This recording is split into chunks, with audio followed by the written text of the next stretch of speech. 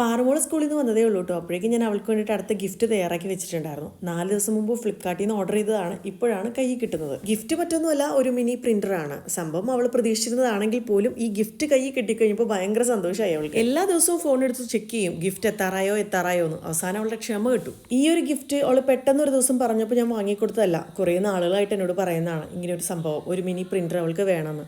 പിന്നീട് എന്തോ എനിക്കത് വാങ്ങിക്കൊടുക്കണമെന്ന് തോന്നി, ഒറ്റയടിക്ക് വാങ്ങിക്കൊടുത്തതല്ല കേട്ടോ. കുറേ നാളുകൊണ്ട് പിന്നാലെ നടന്ന് ചോദിച്ചു വാങ്ങിയതാണ്. മെയിനായിട്ട് അവൾക്ക് ഇത് വേണമെന്ന് പറഞ്ഞതിൻ്റെ കാരണം സ്കൂളിലേക്ക് അസൈൻമെൻറ്റ്സും പ്രൊജക്റ്റും ഒക്കെ ചെയ്യാൻ വേണ്ടിയിട്ടാണ്. കാരണം എന്തെങ്കിലും പിക്ചേഴ്സൊക്കെ പ്രിൻ്റ് എടുത്ത് വേണം അസൈൻമെൻറ്റും പ്രൊജക്റ്റും ഒക്കെ ചെയ്യാനായിട്ട്. അപ്പോൾ പലപ്പോഴും രാത്രി പുറത്ത് പോകേണ്ടി വരും. അപ്പോൾ ഇങ്ങനെ ഒരു സംഭവം കയ്യിലുണ്ടെന്നുണ്ടെങ്കിൽ ഇതിലൂടെ പിക്ചേഴ്സൊക്കെ നമുക്ക് പ്രിൻ്റ് എടുക്കാനായിട്ട് സാധിക്കും. അപ്പോൾ പുറത്തൊന്നും പോവാതെ തന്നെ കാര്യങ്ങൾ ഒപ്പിക്കാൻ പറ്റുമല്ലോ. അതിനാണ് മെയിനായി വാങ്ങിയത്. ഒരു 10 മിനിറ്റ് അത് ചാർജിലിട്ടതിന് ശേഷം ഫോണിൽ ആപ്പുമായിട്ട് അത് കണക്ട് ചെയ്തിട്ട് എങ്ങനെയാണ് ഇത് പ്രിൻ്റ് എടുക്കണമെന്നുള്ളത് അനിയത്തിൻ്റെ ചേട്ടായി പഠിപ്പിച്ചു കൊടുക്കുകയാണ്.